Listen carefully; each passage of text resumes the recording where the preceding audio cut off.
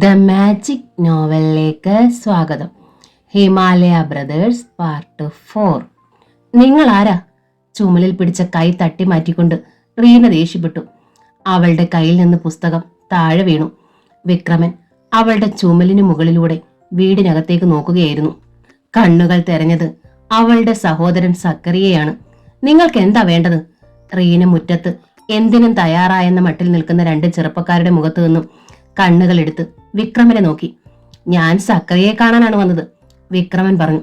ചേട്ടൻ ഇവിടെ ഇല്ല. എവിടെ പോയതാണ്?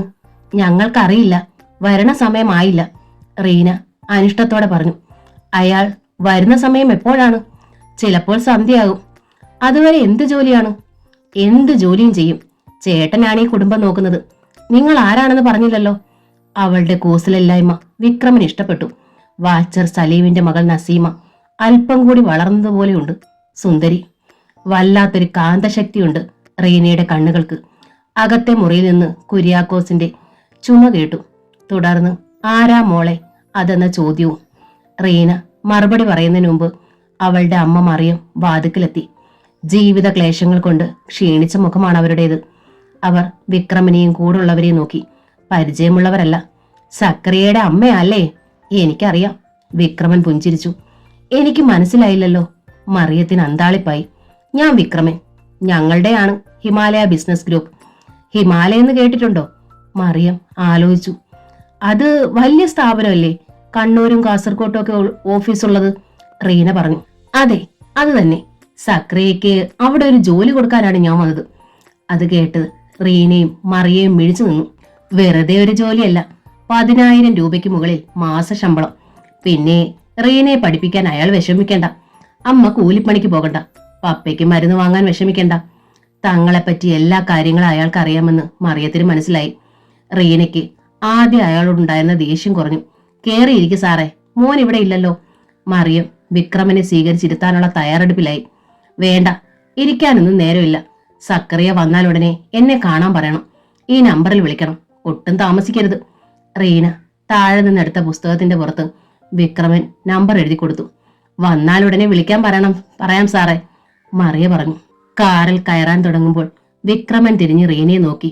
അവളുടെ കണ്ണുകളിൽ സംശയമായിരുന്നു, എങ്കിലും ഒരു ചിരി വരുത്തി. അപ്പോൾ വിക്രമൻ ചിരിച്ചുകൊണ്ട് കാറിൽ കയറി. സർപ്പം മാളത്തിലേക്ക് തല വലിക്കുന്നത് പോലെയാണ് കാർ പിന്നോട്ട് പോയത്. വിക്രമൻ എന്തിനാ ഐഡന്റിറ്റി വെളിപ്പെടുത്തിയത്? ആ ഫോൺ നമ്പർ കൊടുത്തത് അബദ്ധമല്ലേ? വിക്രമന്റെ കൂടെ ഇരുന്നയാൾ ചോദിച്ചു. അത് ഞാൻ മനഃപൂർവ്വം ചെയ്തതാ ഉദയ. സക്കറിയെ വരുമ്പോൾ ഞാൻ ആരാണെന്നും ഞാൻ പിന്നാലെ ഉണ്ടെന്നും മനസ്സിലാക്കണം. വിക്രമൻ ആരാണെന്ന് ശേഖരൻ ചേട്ടന്റെ കൂടെ കണ്ടപ്പോൾ അവൻ മനസ്സിലാക്കി കാണും, ഉദയം പറഞ്ഞു. വാസുവിനെ വിളിച്ച് ഈ വിവരം പറയാം. വിക്രമൻ സെൽഫോൺ എടുത്ത് നമ്പറുകളിലേക്ക് വിരലമർത്തി. കാർ ചെറിയ റോഡിൽ നിന്ന് ഹൈവേയിലേക്ക് പാഞ്ഞു കയറി. യെസ്, പറയൂ വിക്രമ. ചെവിയോട് ചേർത്ത് വെച്ചിരുന്ന ഫോണിൽ സർക്കിൾ ഇൻസ്പെക്ടർ വാസുവിന്റെ സ്വരം കേട്ടു. ഞങ്ങൾ സക്കറയുടെ വീട്ടിൽ പോയി. അവൻ അവിടെ ചെന്നിട്ടില്ല. റോഡിൽ എവിടെയോ ഉണ്ട്. 1231 നമ്പറുള്ള ഹീറോ ഹോണ്ടയാണ് അവന്റെ ബൈക്ക്. അത് കസ്റ്റഡിയിലെടുക്കാൻ ട്രാഫിക് പോലീസിനോട് പറയണം. എത്രയും പെട്ടെന്ന് അവനെ എന്റെ കയ്യിൽ കിട്ടണം. എന്നാൽ മാത്രമേ എനിക്ക് സമാധാനമാവുകയുള്ളൂ, വിക്രമൻ തിടുക്കത്തിൽ പറഞ്ഞു. ട്രാഫിക്കിൽ ഞാൻ മെസ്സേജ് കൊടുത്തു കഴിഞ്ഞു വിക്രമ. റോഡിലിറങ്ങിയാൽ അവനെ പിടിക്കും, വാസു പറഞ്ഞു. അവനെ കിട്ടിയാൽ ഉടനെ എന്റെ അടുത്ത് എത്തിക്കണം. നിർദ്ദേശം കൊടുത്തിട്ട് വിക്രമൻ ഫോൺ ഓഫ് ചെയ്തു. കാർ റോഡിലൂടെ പറന്നുപോയി. സത്യനാരായണനും കുടുംബവും മരിച്ചെടുത്ത് കുറെ ആളുകൾ കൂടി നിൽക്കുന്നത് കടന്നു പോകുമ്പോൾ അവർ കണ്ടു. വെട്ടിപ്പൊളിച്ച കാറിൽ വെയിൽ തട്ടി തിളങ്ങുന്നു. ശേഖരേട്ടാ, എനിക്ക് സത്യനാരായണനെ മാധവിയും കാണണം, രേവതി ഭർത്താവിനെ ഫോണിൽ വിളിച്ചു പറഞ്ഞു. രേവതി, ബോഡികൾ ഇപ്പോൾ മെഡിക്കൽ കോളേജിലാണ്. പോസ്റ്റ്മോർട്ടം കഴിഞ്ഞേ കാണാൻ പറ്റുകയുള്ളൂ, ശേഖരൻ പറഞ്ഞു. കാണാനൊന്നുമില്ല, ആക്സിഡന്റിൽ തകർന്ന് ശരീരമാകെ നുറുങ്ങിപ്പോയി. അത്രയ്ക്ക് ഭയങ്കരമാ രേവതി ആ അപകടം. കണ്ടാൽ നിനക്ക് സഹിക്കാൻ പറ്റില്ല. പൊടിച്ചു കളയാൻ വേണ്ടിയല്ലേ അത്ര വലിയ യന്ത്രം കൊണ്ട് ഇടിച്ചു തകർത്തത്? മനസ്സിൽ തികട്ടി വന്ന അലർച്ച അങ്ങനെയായിരുന്നു. പക്ഷേ ചോദിച്ചത് ഇങ്ങനെയാണ്, ആ മക്കൾ എവിടെയാണ്? സൂര്യനും ചന്ദ്രനും? അവര് ഹോസ്പിറ്റലിലുണ്ട്. ഞാൻ അങ്ങോട്ട് പോയിക്കൊണ്ടിരിക്കുകയാണ്. എനിക്ക് ആ കുഞ്ഞുങ്ങളെ കാണണം. ഈ സമയത്ത് അവരെ ആശ്വസിപ്പിക്കാൻ ചെന്നില്ലെങ്കിൽ ഞാൻ എന്ത് ഹൃദയമില്ലാത്തവളാവും. എനിക്ക് അവരെ കാണണം.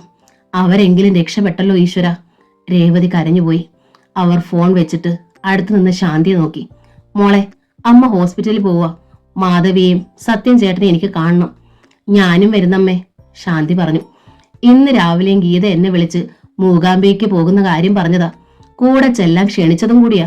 ഞാനും അവരുടെ കൂടെ പോയിരുന്നെങ്കിൽ ഈ അപകടം നടക്കില്ലായിരുന്നു. അല്ലേ അമ്മേ? അവരെന്നെയും കൊല്ലുമായിരുന്നോ?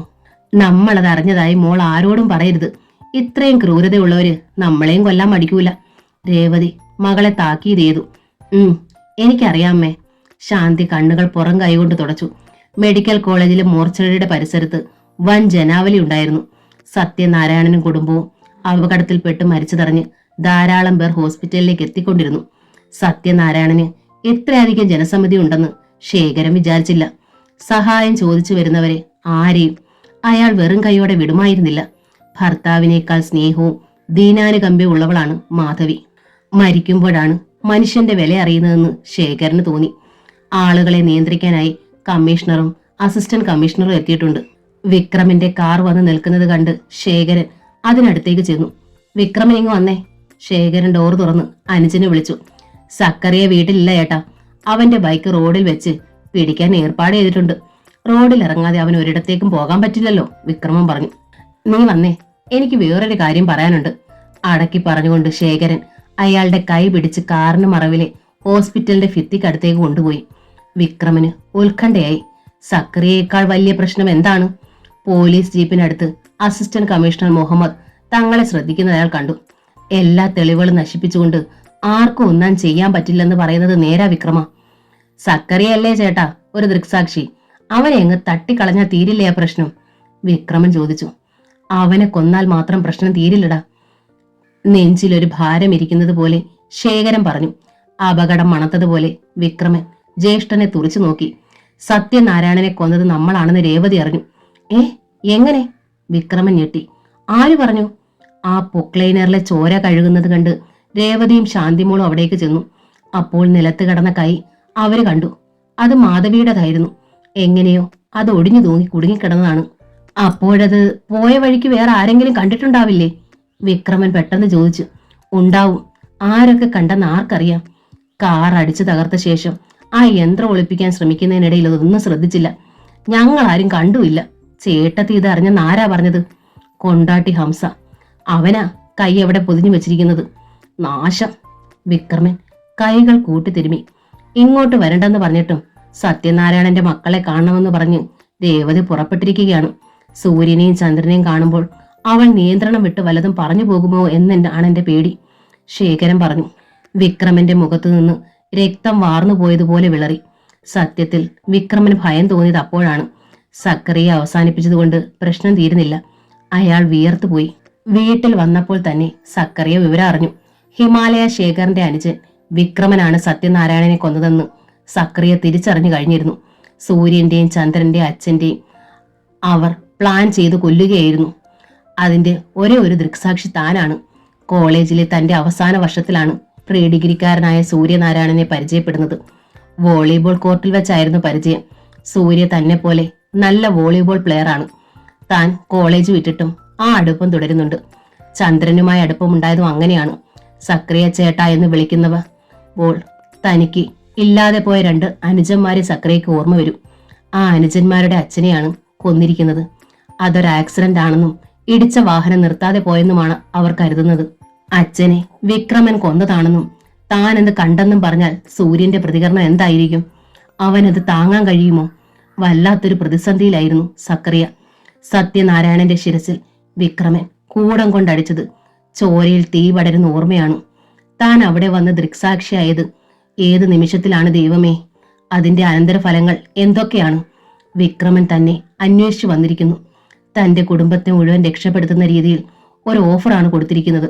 അയാളെ ഫോണിൽ വിളിക്കാൻ പറഞ്ഞിരിക്കുന്നു.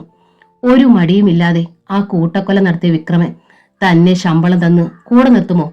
സൂര്യന്റെ അച്ഛന്റെ ചോരയുടെ വില വാങ്ങിച്ച് തനിക്ക് ജീവിക്കാൻ കഴിയുമോ? ഇല്ല, ഒരിക്കലുമില്ല. മോൻ എന്താ ആലോചിക്കുന്നത്? മറിയൻ ചോദിച്ചു. വേഗം ആ സാറിനെ ചെന്ന് കാണും. ഈ കാലത്ത് ഇത്ര ശമ്പളമുള്ള ജോലി ആര് തരാനാ? ഇത് ആ നല്ല മനുഷ്യൻ വീട്ടിൽ കൊണ്ടുവന്ന് തന്നതല്ലേ? നമ്മുടെ കഷ്ടപ്പാട് കണ്ട് മാതാവ് അയച്ചതായിരിക്കും വിക്രമൻ സാറിനെ. സക്കറിയ അമ്മയെ നോക്കി. എന്തറിഞ്ഞിട്ട് അമ്മ ഈ പറയുന്നത്? വിക്രമനെ പറ്റി അറിഞ്ഞാൽ അമ്മ ബോധം വെച്ചു വീഴും. ചേട്ടാ, അടുത്തു നിന്ന് റീന പറഞ്ഞു. എനിക്ക് അയാൾ ഇഷ്ടപ്പെട്ടില്ല. വൃത്തികെട്ടവനാ. എന്തിനാ അയാൾ ചേട്ടന് ഈ ഓഫർ വെച്ച് നീട്ടുന്നത്? ആ സാറ് ചേട്ടന്റെ കൂട്ടുകാരനാണെന്ന് പറഞ്ഞില്ലേടി? മറിയം ദേഷ്യപ്പെട്ടു. ഇപ്പോഴും നന്മയുള്ളവരുണ്ടടി. നമ്മളെ സഹായിക്കാൻ കന്യകാമാതാവ് അയച്ചതാ ആ സാറിനെ. ആണോ? ചേട്ടന്റെ സുഹൃത്താണോ ചേട്ടാ അയാള്? റീന ചോദിച്ചു.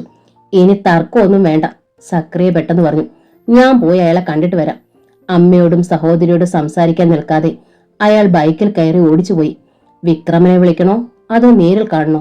സക്രിയ ആശങ്കയിലായി. സത്യനാരായണനെ കൂടത്തിനടിച്ചു കൊന്ന അയാൾ തന്നോട് എങ്ങനെയായിരിക്കും പെരുമാറുന്നത്?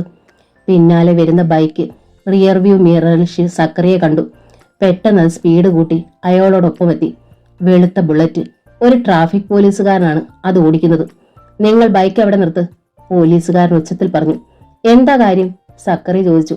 പറയാം, നിങ്ങളോട് വണ്ടി നിർത്താനല്ലേ പറഞ്ഞത്. സക്കറിയ ഹൈവേയുടെ ഓരത്ത് ബൈക്ക് നിർത്തി. സമീപത്ത് ആരുമില്ല. ബൈക്ക് അടുത്ത് ചേർത്ത് നിർത്തി ആ തടിയൻ പോലീസുകാരൻ ഇറങ്ങി. സക്കറിയയുടെ ബൈക്കിന്റെ നമ്പർ നോക്കി. 1231. അയാൾ അതൊരു നോട്ട്ബുക്കിൽ കുറിച്ചു വെച്ചു. എന്താ സാറേ? സക്കറിയ ചോദിച്ചു. എന്താ തന്റെ പേര്? സക്കറിയ. താൻ അവിടെ നിൽക്ക്. അയാൾ മുഖത്ത് നോക്കി പറഞ്ഞിട്ട് സെൽഫോൺ എടുത്ത് ഡയൽ ചെയ്തു. ഹലോ, CI വാസു സാറല്ലേ? സാർ, ഞാൻ നാരായണനാണ്. അവനെ കിട്ടി. ഞാനിവിടെ ഹൈവേയിൽ തടഞ്ഞു വെച്ചിരിക്കുകയാണ്. സാറ് വേഗം വിക്രമനെയും കൂട്ടി വരിക. ഇപ്പോഴിവിടെ മറ്റാരുമില്ല. വായ പൊത്തിപ്പിടിച്ച് ശബ്ദം താഴ്ത്തി ആണ് അയാൾ പറഞ്ഞതെങ്കിലും സക്കറിയ മുഴുവനും കേട്ടു.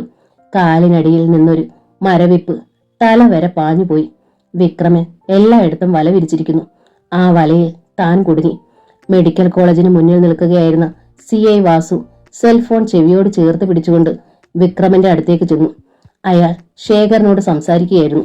വിക്രമ, സക്കറിയെ ട്രാഫിക് കോൺസ്റ്റബിൾ നാരായണൻ പിടിച്ചിട്ടുണ്ട്. ഹൈവേയിൽ അവരിപ്പോൾ തനിച്ചാണ്. താൻ ചെന്ന് അവനെ കസ്റ്റഡിയിലാക്കണം. വേഗം, മറ്റാരും അറിയരുത്. വാസു തിടുക്കം കൂട്ടി. വിക്രമൻ ചുറ്റും നോക്കി കൈകൊണ്ട് സഞ്ച കാണിച്ചു. ഉദയൻ ഉൾപ്പെടെ 4 പേർ കാറിൽ കയറി. വിക്രമൻ കയറിയതും കാർ പാഞ്ഞുപോയി. ഇത്രയും സംഭവിച്ചത് 3 മിനിറ്റിനുള്ളിലാണ്. Traffic constable Narayanan cellphone off ചെയ്ത് നോക്കുമ്പോൾ സക്രിയ ബൈക്കിൽ കയറി. എങ്ങോട്ടാടാ? സ്റ്റാർട്ട് ചെയ്യുന്നതിന് മുമ്പ് നാരായണൻ അയാളുടെ കോളർ പിടിച്ച് വലിച്ചു താഴെയിട്ടു. ഒപ്പം ബൈക്ക് സക്രിയയുടെ കാലിലേക്ക് മറിഞ്ഞു വീണ് കിടക്കുന്ന തന്റെ ബൈക്കിന് നേരെ സക്രിയ നോക്കി. ഹെഡ് കോൺസ്റ്റബിൾ നാരായണൻ അയാളുടെ കഴുത്തിന് പിടിക്കുന്നത് പോലെയാണ് ഷർട്ടിന്റെ കോളറിൽ കൂട്ടിപ്പിടിച്ചിരിക്കുന്നത്. മറു കയ്യിലിരുന്ന സെൽഫോൺ അയാൾ ഓഫ് ചെയ്ത് പോക്കറ്റിലിട്ടു. സക്രിയ അയാളുടെ പരുക്കൻ മുഖത്തേക്ക് നോക്കി. നിയമം വിട്ട് പെരുമാറുന്നവനാണെന്ന് മുഖം വ്യക്തമാക്കുന്നുണ്ട്. മദ്യപാനത്തിന്റെ കൂടുതൽ കൊണ്ട് കണ്ണുകൾ തുടുത്തു നിൽക്കുന്നു. CI വാസുവിന്റെയും വിക്രമന്റെയും പേരുകൾ അയാൾ ഉച്ചരിക്കുന്നത് കേട്ടപ്പോൾ സക്കറിയ അപകടം മണത്തു. എന്തിനാണ് എന്നെ പിടിച്ചിരിക്കുന്നത്? എന്ത് കേസാണ് എന്റെ പേരിലുള്ളത്? അതൊക്കെ ഇപ്പോൾ പറയാം. അവരിങ്ങ് വന്നോട്ടെ. ആര്? പോലീസ് അല്ലാതെ വേറെ ആരാണ്? അതൊക്കെ നിന്നെ കാട്ടിത്തരാം. നീ അവിടെ നിൽക്ക്. അയാൾ കോളറിൽ പിടിച്ച് ബലമായി നിർത്തി. കടന്നുപോയ വാഹനങ്ങളിലുള്ളവർ ശ്രദ്ധിച്ചു. അവിടെ നിന്നാൽ അപകടമാണെന്ന് സക്രിയയ്ക്ക് തോന്നി. വിടടോ എന്റെ കോളറിന്ന്. സക്രിയ ബലമായി ആ കൈ തട്ടിക്കളഞ്ഞു. ബൈക്ക് എടുത്ത് നിവർത്തിയപ്പോൾ നാരായണൻ പിടിക്കാനായി വന്നു. മാറടോ. സക്രിയ അയാളുടെ നെഞ്ചിൽ കൈ അമർത്തി ശക്തമായി തള്ളി മാറ്റി. ഹിമാലയ സത്യനാരായണനെ കൊന്നതിൽ തനിക്കും പങ്കുണ്ടോ? തന്റെ തൊപ്പി തെറിക്കും, അറിയാമോ? തനിക്കും ഭാര്യയും മക്കളും ഇല്ലേ? അവരെ ഈ നാറികൾ സംരക്ഷിക്കുമെന്നാണോ താൻ കരുതുന്നത്? സക്രിയ ഗർജനം പോലെ പറഞ്ഞപ്പോൾ നാരായണൻ ഒന്ന് പകച്ചു. അപ്പോൾ ട്രാഫിക് സൂപ്രണ്ടിന്റെ ജീപ്പ് അവിടം കടന്നുപോയി. നാരായണൻ പെട്ടെന്ന് സല്യൂട്ട് അടിച്ചു. ആ നേരം മതിയായിരുന്നു സക്രിയയ്ക്ക് ബൈക്ക് വിട്ടുപോകാൻ. വിക്രമന്റെ കാർ വന്നു നിന്നു. എല്ലാവരും ചാടിയിറങ്ങി. നാരായണന്റെ കൂടെ മറ്റാരെയും കാണാതെ വന്നപ്പോൾ വിക്രമന്റെ നെറ്റി ചുളിഞ്ഞു. അയാൾ എന്ത് ചെയ്യടോ? നാരായണൻ നടന്നത് പറഞ്ഞു. പെട്ടെന്ന് ഉദയൻ കത്തി വലിച്ചെടുത്തു. നാരായണൻ ഭയന്ന് പിന്മാറി. വേണ്ട, അവനെ തൊടണ്ട. വിക്രമൻ ഉദയനെ തടഞ്ഞു. കുത്തി കീറുകയാണ് വേണ്ടത്. കയ്യിൽ കിട്ടിയവനെ വിട്ടുകളഞ്ഞില്ലേ? സത്യനാരായണന്റേത് അപകടമരണമല്ലേ സാർ? വിക്രമൻ നടുങ്ങി അയാളെ നോക്കി. ആരാ തന്നോടത് പറഞ്ഞത്? സക്കറിയുടെ സംസാരത്തിലുണ്ടായിരുന്നു. അയാൾ അപകടത്തിൽ മരിച്ചതാണ്. വിക്രമൻ കത്തി വാങ്ങി നാരായണന്റെ മുഖത്തേക്ക് നേരെ ചൂണ്ടി. പറഞ്ഞത് പറഞ്ഞു. മേലിൽ ഇത് പറയരുത്, മനസ്സിലായോ? അയാൾ അപകടത്തിൽ മരിച്ചതാണ്. ഹെഡ് കോൺസ്റ്റബിൾ നാരായണൻ തലയിളക്കി. വിക്രമൻ കാറിൽ കയറുന്നതിന് മുമ്പ് CI വാസുവിനെ ഫോണിൽ വിളിച്ചു. ധൃതിയിൽ വീട്ടിലേക്ക് പോയ ശേഖരൻ ഗേറ്റിൽ കാർ നിർത്തി ഗോഡൌണിലേക്ക് ചെന്നു. അവിടെ പൊക്ലൈനർ കഴുകി വൃത്തിയാക്കി ഇട്ടേക്കുന്നു. ശേഖറിനെ കണ്ടപ്പോൾ കൊണ്ടോട്ടി ഹംസ വേഗം അടുത്തേക്ക് വന്നു. എന്താ സാർ, മേഡത്തെ കണ്ടോ? അയാൾ തിരക്കി. രേവതി ഇവിടെ ഇല്ലേ? ഇല്ല, ശാന്തി മോളെയും കൂട്ടി ആശുപത്രിയിലേക്ക് പോയി. ചെയ്തതെല്ലാം അബദ്ധങ്ങളാണ്. എവിടെയാടോ ആ കൈ? മൂസ ചെന്ന് ഒരു നീളൻ കടലാസ് പൊതി എടുത്തുകൊണ്ട് വന്നു. അയാൾ അത് തുറന്നപ്പോൾ ശേഖരൻ മിഴിച്ചു നോക്കി. മാധവിയുടെ കൈ, സ്വർണവള, മോതിരങ്ങൾ. ഈ കൈ കൊണ്ട് എത്ര പ്രാവശ്യം തനിക്ക് ചോറ് വിളമ്പി തന്നിരിക്കുന്നു. മാവൂർ റോഡിലെ ഹിമാലയ ഓഫീസിന് ഭദ്രദീപം കൊളുത്തിയത് മാധവി ചേച്ചിയാണ്. അവർ തുടങ്ങി വെച്ചതെല്ലാം പൊലിച്ചിട്ടേയുള്ളൂ. ആ കൈയാണിത്. ശേഖരൻ പെട്ടെന്ന് മുഖം തിരിച്ചു. ആരും കണ്ടുപിടിക്കാത്തടുത്ത് കൊണ്ടുപോയി കുഴിച്ചു മൂടടാ. വളയും മോതിരമോ സാർ? നിങ്ങളെടുത്തോ, എനിക്ക് വേണ്ട. ഹംസ കൈ പൊതിഞ്ഞു. ഈ പൊക്ലൈനറും കുഴിച്ചു മൂടാൻ പറ്റുവോടാ? ആരും ഇത് പൊക്കിയെടുക്കരുത്. ശേഖരൻ ഹംസയെ നോക്കി. എവിടെങ്കിലും കൊണ്ടുപോയി ഒളിപ്പിക്ക്, ഇവിടെ കാണരുത്. ശരി സാർ, ഹംസ സമ്മതിച്ചു. ശേഖര.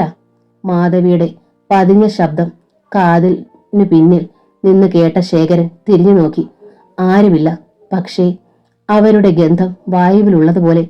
അയാൾ വേഗം ചെന്ന് കാറിൽ കയറി. കാർ സ്റ്റാർട്ട് ചെയ്യുന്നതിന് മുമ്പ് 2 ബൈക്കുകൾ വന്നു. കോളേജിൽ പഠിക്കുന്ന മക്കളായിരുന്നു അത്. അശോകനും അർജുനും ഗുരുവും. സൂര്യന്റെയും ചന്ദ്രന്റെയും പ്രായമാണ് അവർക്ക്. അർജുന്റെ പിന്നിലിരുന്ന അശോക് വേഗം ചാടിയിറങ്ങി. കാർ വിൻഡോയിലൂടെ തലയിട്ട് ശേഖറിനോട് ചോദിച്ചു, അച്ഛാ, സത്യനങ്ങൾ മരിച്ചു എന്ന് കേട്ടത് ശരിയാണോ? അതെ മക്കളെ, സത്യനും ഭാര്യയും മോളും മരിച്ചു. ശേഖരൻ വിഷമത്തോടെ പറഞ്ഞു.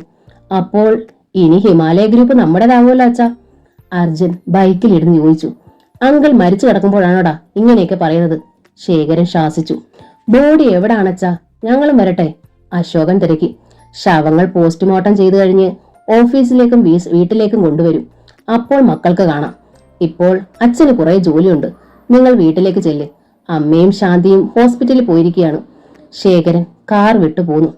രേവതിയും ശാന്തിയും മെഡിക്കൽ കോളേജിലെത്തി ആളുകൾക്കിടയിലൂടെ നടന്നു. നിറയെ പോലീസും ആളുകളുമാണ്. രേവതി കരഞ്ഞുകൊണ്ടാണ് നടന്നത്. കാറിൽ ചാരി നിൽക്കുന്ന സൂര്യനെ ആദ്യം കണ്ടത് ശാന്തിയാണ്. അമ്മേ, ദേ സൂര്യേട്ടൻ. ശാന്തി അമ്മയുടെ കൈ പിടിച്ചുകൊണ്ട് ഓടിച്ചെന്നു. സൂര്യന്റെ ഒപ്പം ചന്ദ്രനും ഉണ്ടായിരുന്നു. അവരെ കണ്ടതും രേവതിയുടെ നിയന്ത്രണം വിട്ടുപോയി. എന്റെ മക്കളെ എന്ന് നിലവിളിച്ചുകൊണ്ട് രേവതി അവരെ കെട്ടിപ്പിടിച്ചു. അപ്പോൾ ആ സഹോദരന്മാരുടെയും ദുഃഖം അണ പൊട്ടി ഒഴുകി. ആന്റി, സൂര്യ വാവിട്ട് കരഞ്ഞു. അവർക്ക് പെറ്റമ്മയോടെന്നുള്ള സ്നേഹം തന്നെയായിരുന്നു അവരോടും. അത് കണ്ടുനിന്ന മാനേജർ ജോസുകുട്ടിയുടെ കണ്ണുകൾ നിറഞ്ഞൊഴുകിയത് അയാൾ അറിഞ്ഞില്ല. ആന്റി, ഞങ്ങളുടെ അച്ഛനും അമ്മയും പെങ്ങളും എല്ലാം മരിച്ചുപോയി. ഞങ്ങൾക്ക് ആരും ഇല്ലാണ്ടായി, അനാഥരായി. ചന്ദ്രൻ രേവതിയെ പിടിച്ചു കരഞ്ഞു. TV ക്യാമറക്കാരും ഫോട്ടോഗ്രാഫർമാരും അത് പകർത്തി. CI വാസു അത് നോക്കി നിന്നു. അസിസ്റ്റന്റ് കമ്മീഷണർ മുഹമ്മദും അത് ശ്രദ്ധിക്കുന്നുണ്ടായിരുന്നു. എനിക്കിത് സഹിക്കാൻ പറ്റുന്നില്ല മക്കളെ. സത്യനും മാധവിയും എന്റെ കൂടെ പിറന്നവരെ പോലെയായിരുന്നു. നിങ്ങൾക്ക് ഞാനുണ്ട് മക്കളെ. ആരുമില്ലേലും ഈ ആന്റി ഉണ്ട്. കരച്ചിലിനിടയിൽ രേവതി അവരെ തഴുകുകയും തലോടുകയും ആശ്വസിപ്പിക്കുകയും ഒക്കെ ചെയ്തുകൊണ്ടിരുന്നു. ശാന്തി അവരുടെ അടുത്ത് നിന്ന് കരഞ്ഞു. ശേഖരൻ ബന്ധപ്പെട്ട് അവിടേക്ക് വന്നു. പത്രക്കാരെയും ഫോട്ടോഗ്രാഫർമാരെയും ഒക്കെ അകറ്റി. ഞങ്ങൾക്കെല്ലാം നഷ്ടപ്പെട്ടു. ഇനി അല്പം സമാധാനം താ. ശേഖരന്റെ ഉത്കണ്ഠ രേവതിയിലായിരുന്നു. അവൾ എന്തെങ്കിലും വിളിച്ചു പറഞ്ഞേക്കുമോ എന്നുള്ള പേടിയായിരുന്നു അയാൾക്ക്. ആളുകളെ അകറ്റിയിട്ട് ശേഖരൻ ഭാര്യയെ പിടിച്ചു മാറ്റി. നീ ആ കുഞ്ഞുങ്ങളെ സമാധാനിപ്പിക്കാനുള്ളതിന് കെട്ടിപ്പിടിച്ച് കരയുകയാണോടി? നീ ഇങ്ങനെ ആയാൽ അവർക്ക് നിയന്ത്രിക്കാൻ പറ്റുമോ? ശാസന കേട്ട് രേവതി ഭർത്താവിനെ നോക്കി. ഇടിമിന്നലുകൾ ആ കണ്ണിൽ നിന്ന് വരുന്നത് പോലെ ശേഖരൻ നടുങ്ങി. നിങ്ങൾ അവരെ കൊന്നിട്ട് അഭിനയിക്കുന്നു, എല്ലാം എനിക്കറിയാം എന്നാ കണ്ണുകൾ ഗർജിക്കുന്നതായി അയാൾക്ക് തോന്നി. ശേഖരൻ ഭാര്യയെ ബലമായി പിടിച്ച് കാറിലേക്ക് കൊണ്ടുവന്നു. പിൻ സീറ്റിലിരുത്തി വാതിലടച്ചുകൊണ്ട് താക്കീത് ചെയ്തു. ഇവിടെ ഇരുന്നോണം, പുറത്തിറങ്ങി ഒന്നും വിളിച്ചു പോവരുത്. അറിയാലോ എന്നെ കൊന്നുകളയും. അയാളുടെ മുഖത്തേക്ക് നോക്കിയ രേവതിയുടെ കണ്ണുകളിലെ തീ കെട്ടുപോയി. ആശുപത്രിയുടെ ഗേറ്റ് കടന്നു ആളുകൾക്കിടയിലൂടെ വന്ന ബൈക്ക് ആദ്യം ശ്രദ്ധിച്ചത് ഒരു കോൺസ്റ്റബിൾ ആണ്. അയാൾ ബൈക്കിന്റെ നമ്പർ പ്ലേറ്റിലും സക്രിയെ മാറി മാറി നോക്കി. പിന്നെ ചുറ്റും നോക്കി CI വാസുവിനെ കണ്ടു. വേഗം അയാളുടെ അടുത്തേക്ക് ചെന്ന് അറിയിച്ചു. സർ, അതാ 1231 ഹീറോ ഹോണ്ട ബൈക്ക്. പെട്ടെന്നൊരു ഷോക്ക് ഉണ്ടായതുപോലെ വാസു തിരിഞ്ഞു നോക്കി. ബൈക്ക് ഓടിച്ചു വരുന്ന സക്രിയ അയാൾ കണ്ടു. വേഗം ബൈക്കിന് നേരെ ചെന്നു. തേടി നടന്നവൻ തന്റെ മുന്നിൽ തന്നെ എത്തിയിരിക്കുന്നു. പോലീസും വിക്രമനും തന്നെ പിടികൂടുമെന്ന് സക്കറിയക്ക് ഉറപ്പായിരുന്നു. അവർ പിടികൂടുന്നതിന് മുമ്പ് അച്ഛൻ മരിച്ചത് എങ്ങനെയാണെന്ന് സൂര്യനെ അറിയിക്കണം. കോഴിക്കോട് നഗരത്തിലെ ജനങ്ങൾ മുഴുവൻ അവിടെയുണ്ടെന്ന് സക്കറിയക്ക് തോന്നി. സൂര്യ കാറിൽ ചാരി നിൽക്കുന്നത് അയാളുടെ കണ്ണുകൾ കണ്ടുപിടിച്ചു. അവിടേക്ക് കുതിക്കാൻ തുടങ്ങുമ്പോഴാണ് ഇൻസ്പെക്ടർ വാസുവിന്റെ ഉരുക്ക് പോലുള്ള കൈ ബൈക്കിന്റെ ഹാൻഡിലിൽ പിടിച്ചു നിർത്തിയത്. നീയാണോ സക്കറിയ? വാസുവിന്റെ ചോര കണ്ണുകൾ അയാളിൽ തറച്ചിറങ്ങി. അതിന് മറുപടി പറയാതെ സക്കറിയ ബൈക്കിൽ നിന്ന് ഇറങ്ങി ഓടി. അയാൾ ബൈക്ക് ഉപേക്ഷിച്ച് ഓടുമെന്ന് വാസു കരുതിയില്ല. ബൈക്ക് തന്നെയും വീഴിക്കുമെന്ന് തോന്നിയപ്പോൾ വാസു പിടിവിട്ടു. അപ്പോൾ സക്കറിയ സൂര്യയുടെ അടുത്ത് എത്തിയിരുന്നു. സക്കറിയ ചേട്ടാ, ചന്ദ്രൻ വിളിച്ചു. നിങ്ങളുടെ അച്ഛൻ അപകടത്തിൽപ്പെട്ടതല്ല, കൊന്നതാ, സക്കറിയ പറഞ്ഞു. സൂര്യനും ചന്ദ്രനും നടുങ്ങിപ്പോയി. അയാളെ കൊണ്ട് ബാക്കി സംസാരിപ്പിക്കാതിരിക്കാനായി CI വാസു ഓടി വന്നു. വിക്രമനാ കൊന്നത്. സത്യൻ സാറിന്റെ പാർട്ട്ണർ ശേഖരന്റെ അനുജൻ. ഞാൻ കണ്ടതാണ്. സത്യൻ സാറിന്റെ തല കൂടത്തിനടിച്ച് പൊട്ടിക്കുന്നത് ഞാൻ കണ്ടതാ. അവിടെ ഒരു പ്രൊക്ലൈനറും കിടപ്പുണ്ടായിരുന്നു. ഞാൻ കണ്ടതാ. സക്കറിയെ കിതയ്ക്കുകയായിരുന്നു. വാസു പിടിച്ചപ്പോൾ സക്കറിയെ തട്ടിക്കളഞ്ഞു. കണ്ടുനിന്ന ശേഖരൻ ഞെട്ടിവിറച്ചുപോയി. ആ ബോംബ് പൊട്ടി ഭൂമി പിളർന്നു താണു പോയില്ലെങ്കിലെന്ന് അയാൾ ആഗ്രഹിച്ചു. വാസു സക്കറിയയുടെ കോളറിന് പിടിച്ചു. എന്ത് ഭ്രാന്താടാ വിളിച്ചു പോകുന്നത്? സാറിനെന്താ ഇതിൽ കാര്യം? അയാൾ പറയട്ടെ. പെട്ടെന്ന് മാനേജർ ജോസ് മുന്നോട്ട് വന്ന് വാസുവിന്റെ കൈ ശക്തിയായി പിടിച്ചു മാറ്റി. ഇതൊരു ആക്സിഡന്റ് ആണെന്ന് ഞങ്ങൾക്ക് വിശ്വാസമില്ല. കൊലപാതകം ആക്സിഡന്റ് ആക്കണമെന്ന് സാറിന് നിർബന്ധമുണ്ടോ? ജോസുകുട്ടി ചോദിച്ചപ്പോൾ വാസു ഒന്നു പകച്ചു. കാര്യങ്ങൾ പിടിവിട്ടു പോകുമെന്ന് അയാൾക്ക് ഉറപ്പായി. തനിക്കൊരു ഗ്രൗണ്ട് സപ്പോർട്ട് ഉണ്ടെന്ന് സക്കറിയയ്ക്ക് മനസ്സിലായി. ഇനി വാസുവിന് തന്നെ പിടിക്കാൻ പറ്റില്ല. അത് അയാൾക്ക് ധൈര്യം പകർന്നു. കാംറി കാർ വന്നു നിന്നു. അതിൽ നിന്ന് വിക്രമൻ ഇറങ്ങുന്നത് സക്കറിയയും സൂര്യയും വാസുവും കണ്ടു. അയാളാണ് സത്യനാരായണനെ കൊന്നത്. വിക്രമന്റെ നേരെ കൈ ചൂണ്ടി സക്കറിയ അലറി. മുന്നോട്ട് വെച്ച കാലുകൾ ലോഹക്കനലുകളിൽ ചവിട്ടിയതുപോലെ സക്കറിയെ വിറച്ചു. അയാൾ സത്യൻ സാറിന്റെ തലയടിച്ചു പൊളിക്കുന്നത് ഞാൻ കണ്ടതാ. തന്നെ ചൂണ്ടിക്കാണിക്കുന്ന സക്കറിയെ സൂര്യന്റെയും ചന്ദ്രന്റെയും മധ്യത്തിൽ വിക്രമൻ കണ്ടു.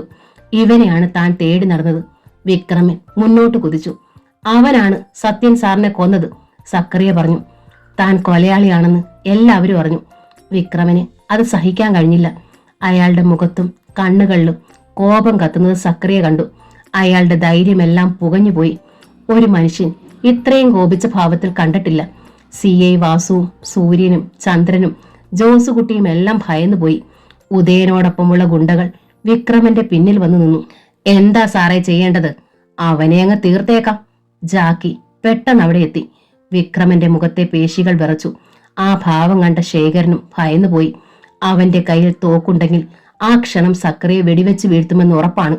വിക്രമൻ മുന്നോട്ട് കുതിച്ചു ചെല്ലുന്നതാണ് പിന്നെ കണ്ടത്. അത് കണ്ട് രേവതിയും ശാന്തിയും കാറിൽ തരിച്ചിരുന്നു. അമ്മേ, എനിക്ക് പേടിയാകുന്നു. കൊച്ചച്ഛൻ അയാളെ കൊല്ലും. രേവതിയുടെ കയ്യിൽ പിടിച്ചുകൊണ്ട് ശാന്തി വിലപിച്ചു. രേവതിക്കൊന്നും മിണ്ടാൻ കഴിഞ്ഞില്ല. വരാൻ പോകുന്നത് തടയാൻ ആർക്കും കഴിയില്ല. സക്കറിയയ്ക്ക് ഓടി മാറാൻ കഴിയുന്നതിന് മുമ്പ് വിക്രമൻ ആഞ്ഞു വീശിയ കൈ കരണത്ത് വീണു. എന്താടാ നീ എന്നെ പറ്റി പറഞ്ഞത്? വിക്രമൻ അലറി. വലത്തോട്ട് തിരിഞ്ഞുപോയ മുഖം നേരെ പിടിച്ചുകൊണ്ട് സക്കറിയ സധൈര്യം അയാളെ നോക്കി. സത്യം, ഇനി നീ എന്നെ കൊന്നാലും ഞാനത് പറയും. ആക്രോശിക്കുകയായിരുന്ന സക്കറിയയുടെ പല്ലുകൾക്കിടയിലൂടെ ചോര ഒഴുകി വായിൽ നിറഞ്ഞു. നീയും ഗുണ്ടകളും കൂടിയാണ് പൊക്ലൈനർ ഉപയോഗിച്ച് സത്യനാരായണൻ സാറിന്റെ കാറ് തകർത്തത്. നീ കൂടത്തിനടിച്ചാണ് സാറിനെ കൊന്നത്. അപ്പോൾ ഞാൻ അവിടെ വന്നത് അന്നേരമാണ്. അതിനുശേഷം നിന്റെ ഗുണ്ടകളെല്ലാം കൂടി എന്നെ കൊല്ലാൻ വേണ്ടി ഓടിക്കുകയായിരുന്നു. നീ എന്റെ വീട്ടിലും വന്നു. വായിൽ നിറഞ്ഞ ചോര കടവായിലൂടെ ഒഴുകാൻ തുടങ്ങിയപ്പോൾ സക്കറിയ അത് വിക്രമന്റെ മുഖത്തേക്ക് തുപ്പി.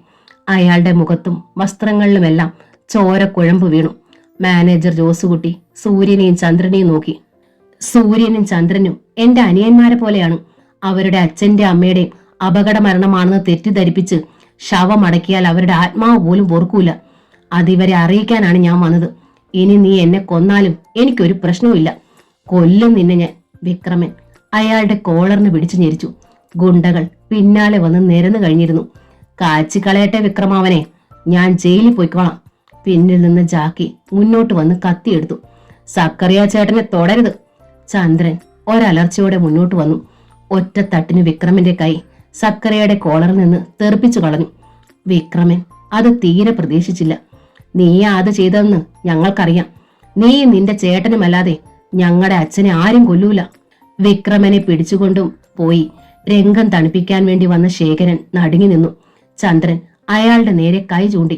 ഞങ്ങളുടെ അച്ഛനും അമ്മയും പെങ്ങളും മരിച്ചത് എങ്ങനെയാണെന്ന് അറിയില്ലെന്ന് നെഞ്ചിൽ തൊട്ടുകൊണ്ട് ശേഖരമ്മാവന് പറയാനാവുമോ? ചന്ദ്രൻ ചോദിച്ചപ്പോൾ ശേഖരൻ പിന്നിൽ നിന്നൊരു കുത്തേറ്റതുപോലെ നടുങ്ങി.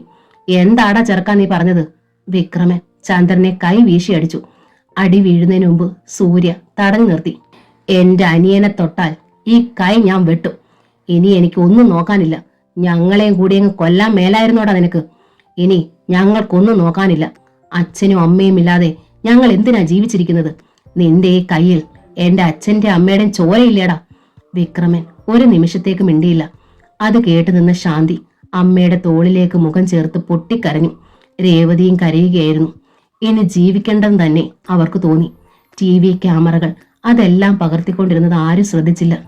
ഇനി അവരെ തൊട്ടാൽ ഈ നിൽക്കുന്ന ആളുകൾ നിന്നെ വലിച്ചു കീറിക്കളയും. സക്രിയ വിക്രമനോട് പറഞ്ഞു. സത്യനാരായണന്റെ സാറൻ ആരാണെന്ന് അറിയാവുന്നവരാ കോഴിക്കോട്ടെ ഈ ജനങ്ങളൊക്കെ. സക്രിയയെ കുത്തിമലർത്താനായി നിൽക്കുകയായിരുന്നു ജാക്കി. ഇനിയും താൻ ഇടപെട്ടില്ലെങ്കിൽ ശരിയാവുകയില്ലെന്ന് മനസ്സിലാക്കിയ CI വാസു ജാക്കിയെ തള്ളി മാറ്റി കണ്ണുകൊണ്ട് ആംഗ്യം കാണിച്ചിട്ട് മുന്നോട്ട് വന്നു. മാന്യന്മാരെ പറ്റി തോന്നിയാസം പറഞ്ഞ ആളാവുന്നോടാ. വാസു സക്രിയയുടെ വയറ്റിൽ കെയിൻ കൊണ്ടൊരു കുത്തു കൊടുത്തിട്ട് ശേഖരനെ നോക്കി. അവനെ തൂക്കിയെടുത്തു കൊണ്ടുപോകാൻ ശേഖരൻ കണ്ണുകൊണ്ട് കാണിച്ചു. സക്രിയ ഒടിഞ്ഞു മടങ്ങിയ അവസ്ഥയിലായിരുന്നു. വാസു സക്രിയയുടെ കോളറിന് പിടിച്ചു വലിച്ചു. വാടാ ഇവിടെ. ഉടനെ ഒരു കൈ വാസുവിന്റെ കൈ പിടിച്ചു. വാസു, അങ്ങനെ അയാളെ കൊണ്ടുപോകാൻ വരട്ടെ. തന്നെ തടഞ്ഞ ആളെ വാസു കോപത്തോടെ തിരിഞ്ഞു നോക്കി. ഞാൻ ഭരതൻ, അഡ്വക്കേറ്റ് ഭരതൻ, സൂര്യയുടെയും ചന്ദ്രന്റെ അങ്കിളാണ്. നിനക്കെന്നെ അറിയാലോ. വാസു ഒന്ന് പതറി. ഭരതേട്ടൻ ഇതിൽ ഇടപെടരുത്, വാസു താക്കീത് ചെയ്തു. പിന്നെ ഞാൻ എന്തിലാണ് ഇടപെടേണ്ടത്? മരിച്ചു കിടക്കുന്നത് എന്റെ സഹോദരി അളിയനുമാണ്. കൊന്നതാരാണെന്ന് ഞങ്ങൾക്കറിയണം, അഡ്വക്കേറ്റ് ഭരതൻ പറഞ്ഞു. അത് കൊലയല്ല, ആക്സിഡന്റ് ആണ്, വാസു പറഞ്ഞു. അങ്ങനെയാക്കിയാൽ വാസുവിന് ലാഭമുണ്ടല്ലേ? ഈ ചോരയിൽ നിന്ന് ലാഭം ഉണ്ടാക്കണ്ട. അതിന് ഭരതൻ ജീവനോടെ ഉള്ളപ്പോ സമ്മതിക്കില്ല. ഈ പിള്ളേരും സമ്മതിക്കില്ല. ഭരതൻ സൂര്യനെയും ചന്ദ്രനെയും നോക്കി. അഡ്വക്കേറ്റ് ഭരതനെ തള്ളി മാറ്റി വാസു സക്രിയെ വലിച്ചുകൊണ്ടു പോകാൻ ശ്രമിച്ചതാണ്. അപ്പോഴാണ് ശബ്ദം അയാളെ തടഞ്ഞു. വാസു, അയാളുടെ മൊഴിയെടുക്കൂ. അയാൾ പറഞ്ഞത് സത്യമാണെന്ന് അന്വേഷിക്കൂ. അടുത്തു വന്നത് അസിസ്റ്റന്റ് കമ്മീഷണർ മുഹമ്മദാണ്. വാസുവിന്റെ സപ്തനാടികളും തളർന്നുപോയി. മുങ്ങിക്കോ, ഇനി ഇവിടെ നിൽക്കണ്ട, വാസു വിക്രമനോട് മന്ത്രിച്ചു. AC മുഹമ്മദ് സക്രിയയുടെ മുന്നിലേക്ക് വന്നു. ഇവിടെ വിളിച്ചു പറഞ്ഞതിന് നീ സാക്ഷിയാണോ? അതെ സാറേ, ഞാനത് കണ്ടതാ, സക്രിയ പറഞ്ഞു. മുഹമ്മദ് സൂര്യനെയും ചന്ദ്രനെയും നോക്കി. ആ കുട്ടികളുടെ കണ്ണുകൾ നിറഞ്ഞിരുന്നു. മുഹമ്മദ് CI വാസുവിന്റെ നേരെ തിരിഞ്ഞ് ഓർഡർ ഇട്ടു. ഇയാളെ എന്റെ ഓഫീസിലേക്ക് കൊണ്ടുവരൂ. താൻ ഇയാളെ ഉപദ്രവിക്കരുത്. സർ, CI വാസുവിന് അടി കിട്ടിയതുപോലെ തോന്നി. സർ, ഞങ്ങളുടെ അച്ഛൻ്റേത് അപകട മരണമല്ലെങ്കിൽ കൊലയാളികളെ രക്ഷപ്പെടാൻ അനുവദിക്കരുത്, സൂര്യ അസിസ്റ്റന്റ് കമ്മീഷണർ മുഹമ്മദിനോട് പറഞ്ഞു. മുഹമ്മദിന് സൂര്യയുടെ പ്രായത്തിലുള്ള മകനുണ്ട്. അവന്റെ മുഖമാണ് മനസ്സിൽ വന്നത്. എപ്പോഴും കുറ്റവാളികളെ നേരിടുന്നയാളാണ് മുഹമ്മദ്. തന്റെ മകനും ഇങ്ങനൊരവസ്ഥ വന്നാലോ? ഞാനത് അന്വേഷിക്കാം. കൊലയാളി രക്ഷപ്പെടുകയില്ലെന്ന് നിനക്ക് ഞാൻ ഉറപ്പു തരാം, മുഹമ്മദ് ഉറപ്പു കൊടുത്തു. പിന്നെ SI നാസറെ വിളിച്ചു. അയാൾ വാസുവിന്റെ പിന്നിൽ നിൽക്കുകയായിരുന്നു. അപകടം നടന്ന സ്ഥലം നാസറിന്റെ സ്റ്റേഷൻ അതിർത്തിയിലാണ്. താൻ ഇയാളെയും കൊണ്ടുപോയി സംഭവ സ്ഥലത്ത് ഒന്നുകൂടി അന്വേഷിച്ചിട്ട് വരൂ. സർ, നാസർ സക്കറിയെയും കൂട്ടി ഉടനെ തന്നെ പുറപ്പെട്ടു. വാസുവിന് ഒന്നും ചെയ്യാൻ കഴിഞ്ഞില്ല. അയാളുടെ മുഖം കണ്ട് മുഹമ്മദ് പറഞ്ഞു, താൻ ഈ കേസിൽ അനാവശ്യമായി ഇടപെടരുത്. കയ്പ് നീര് കുടിച്ചതുപോലെയായി വാസുവിന്റെ മുഖം. സംഗതി കൈവിട്ടു പോയെന്ന് മനസ്സിലായ ശേഖരൻ സൂര്യന്റെയും ചന്ദ്രന്റെയും അടുത്തേക്ക് വന്നു പറഞ്ഞു, മക്കളെ, ഒന്നും എനിക്കറിയില്ല. സത്യനാരായണന്റെ മരണത്തിന് പിന്നിൽ എന്റെ അനുജനുണ്ടെങ്കിൽ അവനെ ഞാൻ തന്നെ പോലീസിന് പിടിച്ചു കൊടുക്കും. ഈശ്വര, എനിക്കിത് സഹിക്കാൻ പറ്റുന്നില്ല, ശേഖരൻ കരഞ്ഞു. ചന്ദ്രൻ എന്തോ പറയാൻ തുടങ്ങിയപ്പോൾ സൂര്യ തടഞ്ഞു. ജോസുകുട്ടിയും ഭരതനും അയാളെ നോക്കി നിന്നു. അസിസ്റ്റന്റ് കമ്മീഷണർ അവിടെ ഉള്ളതിനാൽ CI വാസുവിന് ഒന്നും പറയാൻ കഴിയില്ലായിരുന്നു. TV-യിൽ ഫ്ലാഷ് ന്യൂസ് വന്നു. ഹിമാലയ സത്യനാരായണന്റെ മരണത്തിൽ പാർട്ട്ണറെ സംശയിക്കുന്നു. മെഡിക്കൽ കോളേജ് പരിസരത്ത് വലിയ ജനക്കൂട്ടമായിരുന്നു. SI നാസർ തിരിച്ചു വന്ന് മുഹമ്മദിനോട് പറഞ്ഞു, സർ, സക്കറിയ പറഞ്ഞതുപോലെ തന്നെയാണ് കാര്യങ്ങൾ. അവിടെ പൊക്ലൈനർ വന്നതിന്റെ തെളിവുകളുണ്ട്. അതിന്റെ പല്ലുകൾ മണ്ണിൽ താണിറങ്ങിയ കുഴികളുണ്ട്. കാർ ഒറ്റയടിക്ക് തകർന്നതല്ല സർ. പല പ്രാവശ്യം ഇടിച്ചു ഞെരിച്ചതാണ്. AC മുഹമ്മദ് സക്കറിയയെ നോക്കി. താൻ സാക്ഷിയായില്ലെങ്കിൽ ഇതൊരു അപകട മരണമായി പോകുമായിരുന്നല്ലോടാ. എനിക്ക് ഒന്നുകൂടി സ്പോട്ട് കാണണം. മുഹമ്മദ് അവരെ കൂട്ടി വീണ്ടും കാർ കിടക്കുന്നിടത്തേക്ക് ചെന്നു. വിശദമായ പരിശോധന നടത്തിയപ്പോൾ ആ അപകടത്തിന് പിന്നിൽ മറ്റെന്തൊക്കെ ഉണ്ടെന്ന് മുഹമ്മദിന് ഉറപ്പായി. എടോ, താൻ സൂക്ഷിച്ചോണം, അല്ലെങ്കിൽ അവർ തന്നെയും കൊല്ലും. മുഹമ്മദ് സക്കറിയയ്ക്ക് മുന്നറിയിപ്പ് കൊടുത്തു. അറിയാം സാർ, ഞാൻ എന്റെ ജീവൻ വെച്ചാണ് മൊഴി തന്നത്, സക്കറിയ പറഞ്ഞു. അപ്പോഴയാൾക്ക് ഭയം തോന്നിയില്ല. ജീവൻ കൈവിട്ടു പോയി. ഇനി ഭയന്നിട്ട് എന്താണെന്നുള്ള മട്ട്. തിരിച്ച് മെഡിക്കൽ കോളേജിൽ വരുമ്പോൾ MLAയും ഹോം മിനിസ്റ്ററും എത്തിയിരുന്നു. സത്യനാരായണന്റെ ഉന്നത തലങ്ങളിലെ സുഹൃത്തുക്കൾ എത്താൻ തുടങ്ങി. രാത്രിയായി. വിക്രമൻ വാസുവിനെ സെൽഫോണിൽ വിളിച്ചു. അപ്പോൾ ഞാൻ പ്രതിയായി അല്ലേ സാറേ? എന്റെ എല്ലാ കണക്കുകൂട്ടലുകളും തെറ്റി. വിക്രമന്റെ ശബ്ദത്തിൽ പരിഭ്രാന്തി ഉണ്ടായിരുന്നു. എല്ലാറ്റിനും കാരണം സക്രിയാണ് വിക്രമ. അവൻ എവിടെയാണ്? എനിക്കറിയില്ല. ഞാൻ കണ്ടുപിടിച്ചോളാം. ഇനി അവൻ ഈ ഭൂമിയിൽ വേണ്ട. കൊന്നു കളയും ഞാൻ അവനെ. ഇത്രയും ചെയ്തതല്ലേ, ഒരു കൊല കൂടി ചെയ്താൽ എനിക്ക് അറപ്പൊന്നുമില്ല. അവൻ രാത്രി വീട്ടിലെത്തുമല്ലോ, ഞാൻ കണ്ടോളാം. വാസു മറുപടി പറയുന്നതിന് മുമ്പ് വിക്രമൻ ഫോൺ ഓഫ് ചെയ്തു. രാത്രി 9 മണിയായി. ചേട്ടൻ വരുന്നത് നോക്കി വീടിന്റെ മുറ്റത്ത് നിൽക്കുകയായിരുന്നു റീന. എന്താ? റീന മിഴിച്ചു നോക്കി. മുന്നിൽ വന്ന വിക്രമൻ അവളെ ഒറ്റ കയ്യിൽ തൂക്കിയെടുത്ത് വീടിനകത്തേക്ക് കൊണ്ടുപോയി. മറിയം അടുക്കളയിൽ ജോലിയിലായിരുന്നു. വാഹനത്തിന്റെ ശബ്ദം കേട്ട് സക്കറിയ വന്നതാണെന്ന് കരുതി നനഞ്ഞ കൈകൾ മുണ്ടിൽ തുടച്ചുകൊണ്ട് നടുമുറിയിലേക്ക് വന്നപ്പോൾ റീനയെ തൂക്കിയെടുത്തുകൊണ്ട് വരുന്ന വിക്രമനെയാണ് കണ്ടത്. ഇതെന്താ? വീടെന്റെ കൊച്ചിനെ? മറിയം പറഞ്ഞു തരുന്നതിന് മുമ്പ് വിക്രമൻ സ്വതന്ത്രമായ കൈകൊണ്ട് അവരുടെ തലയ്ക്കൊരടി കൊടുത്തു. അവർ മറിഞ്ഞു വീണു. അമ്മേ! റീന നിലവിളിച്ചു. ഗുണ്ടകൾ വേഗം മുറിയിലേക്ക് ചാടി കയറി വന്നു. അടുത്ത മുറിയിലെ പഴയ കട്ടിലിൽ കിടക്കുകയായിരുന്ന കുര്യോക്കോസ് കരച്ചിൽ കേട്ട് ഞെട്ടി. ആ മെലിഞ്ഞ മനുഷ്യൻ ബന്ധപ്പെട്ട് എഴുന്നേറ്റ് വന്നു. എന്താ ഇവിടെ? ആരാ കരഞ്ഞത്? മുന്നിൽ നിൽക്കുന്ന ആളുകളെ കണ്ട് ആ പിതാവ് അമ്പരന്നു. വിക്രമൻ ഒറ്റ കൈകൊണ്ട് കുര്യാക്കോയുടെ കഴുത്തിൽ പിടിച്ച് രോമങ്ങൾ വളരുന്ന പക്ഷിക്കുഞ്ഞിന്റേത് പോലുള്ള അയാളുടെ കഴുത്ത് ഞെരിച്ചു. പപ്പ! റീന വിക്രമന്റെ കയ്യിൽ കിടന്നു പിടഞ്ഞു. ഉരുക്ക് പൂട്ടുപോലെയായിരുന്നു ആ കൈ. എവിടെയാടാ നിന്റെ മോൻ സക്കറിയ? വിക്രമൻ മുരണ്ടു. കുര്യാക്കോയുടെ ശബ്ദിക്കാൻ കഴിഞ്ഞില്ല. അയാളുടെ കണ്ണുകൾ തുറിച്ച് പുറത്തേക്ക് ചാടുമെന്ന് തോന്നി. വിക്രമൻ അയാളെ പിന്നോട്ട് തള്ളി. അയാൾ മുറിയിൽ എവിടെയോ ചെന്ന് വീഴുന്ന ശബ്ദം കേട്ടു. മറിയം എഴുന്നേറ്റ് നിലവിളിച്ചെങ്കിലും ഭയം കൊണ്ട് ശബ്ദം പുറത്തു വന്നില്ല. വിക്രമൻ റീനയെ മുന്നോട്ടെറിഞ്ഞു. അയാൾ ഭിത്തിയിൽ തട്ടി നിന്നു. ഉച്ചത്തിൽ അലറിക്കരയാനായി വായ തുറന്നപ്പോൾ ഒരു കത്തി അകത്തേക്ക് തള്ളി. അതിന്റെ മുന അണ്ണാക്കിൽ ചെന്ന് കൊണ്ടത് അവൾ അറിഞ്ഞു. വല്ലാത്തൊരു ശബ്ദം പുറത്തു വന്നു. പല്ലുകൾ അലകിൽ കൂട്ടിയിടിച്ചു. നിന്റെ ചേട്ടൻ എന്നെ ഒറ്റുകൊടുത്തു. ഞാൻ കൊല ചെയ്യുന്നെന്ന് കണ്ടെന്നു. നിന്നെ കുത്തി കീറിക്കൊണ്ടാണ് ഞാൻ അതിന് പകരം വീട്ടാൻ പോകുന്നത്. അവൾ കൈകൾ കൂപ്പി നിന്ന് വിറച്ചു. കണ്ണുകൾ നിറഞ്ഞൊഴുകി. പട്ടിച്ചികളെ ഇവിടെ ഇട്ട് കത്തിക്കട്ടെ. സക്കറിയെ വരുമ്പോൾ കാണട്ടെ അവന്റെ ധൈര്യം എത്രയുണ്ടെന്ന് കാണാലോ. വിക്രമന്റെ പിന്നിൽ നിന്ന് അവൻ പറഞ്ഞു. കൊല്ലല്ലേ! റീനയുടെ യാചന വിറച്ചു. അവൾ മോഹാലസ്യപ്പെട്ട് പിന്നോട്ട് ചാഞ്ഞു. കുഴഞ്ഞു വീഴാൻ തുടങ്ങിയ അവളെ വിക്രമൻ കോളറിൽ പിടിച്ചു നിർത്തി. അവളുടെ ഭംഗിയുള്ള മുടി അയാളുടെ കൈയിലൂടെ ഒഴുകിയിറങ്ങി.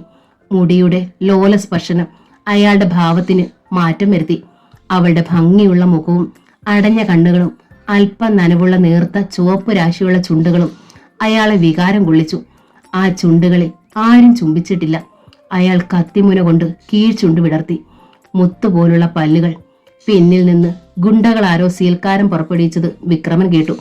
ഇവളെ നമ്മൾ എന്തിനാ വെറുതെ കളയുന്നത്? വിക്രമൻ ചോദിക്കാൻ കാത്തിരുന്നത് പോലെ അവർ അടക്കി പറഞ്ഞു. അതെ. വിക്രമൻ കത്തിമുന ചുരിദാറിന്റെ ടോപ്പിന് മുകളിലൂടെ കടത്തി. കീറാനൊരുങ്ങുമ്പോൾ റീന ഞെട്ടി കണ്ണു തുറന്നു. എന്റെ കുഞ്ഞിനെ ഒന്നും ചെയ്യല്ലേ സാറേ! മറിയം കൈകൂപ്പി യാചിച്ചു. ഞങ്ങളെ ഉപദ്രവിക്കരുത്. ഞങ്ങൾ നിങ്ങളോട് എന്താ ചെയ്തത്? വിക്രമൻ കത്തി പിടിച്ചു മാറ്റിക്കൊണ്ട് റീന ചോദിച്ചു. അയാളുടെ കണ്ണുകളിലെ ഭാവം മാറി. ശരിയാണ്, ഞാൻ നിങ്ങളെ എന്തെങ്കിലും ചെയ്താൽ അത് കൂടുതൽ ക്രൂരമായി പോകും, വിക്രമൻ പറഞ്ഞു. അപ്പോൾ കുര്യാക്കോസ് പഴയ പ്ലാസ്റ്റിക് കസേര ഉയർത്തി പിന്നിലെത്തി. ആരും പ്രതീക്ഷിക്കാത്തതായിരുന്നു അത്. കസേര വിക്രമന്റെ മുതുകിൽ ആഞ്ഞടിച്ചു. ഗുണ്ടകൾ അയാളുടെ നേരെ കത്തിയും വടിവാളുകളും എടുത്ത് ഊങ്ങി. ഒറ്റ നിമിഷം കൊണ്ട് കുര്യാക്കോ മറിഞ്ഞ് താഴെ വീഴുമായിരുന്നു. വിക്രമൻ കൈ ഉയർത്തി തടഞ്ഞു. വേണ്ട, നമ്മൾ ഇത്രയും പക കാണിക്കുമ്പോൾ അയാൾ അത്രയെങ്കിലും ചെയ്യണ്ടേ? വിക്രമൻ കസേര കാലുകൊണ്ട് തട്ടി നേരെയിട്ടു. എന്നിട്ട് കുര്യാക്കോസിനോട് അതിലിരിക്കാൻ ആംഗ്യം കാണിച്ചു. അയാൾക്ക് അനുസരിക്കാതെ നിവൃത്തിയില്ലായിരുന്നു. മറിയവും റീനയും എന്താണ് സംഭവിക്കാൻ പോകുന്നത് ഉത്കണ്ഠപ്പെട്ടു.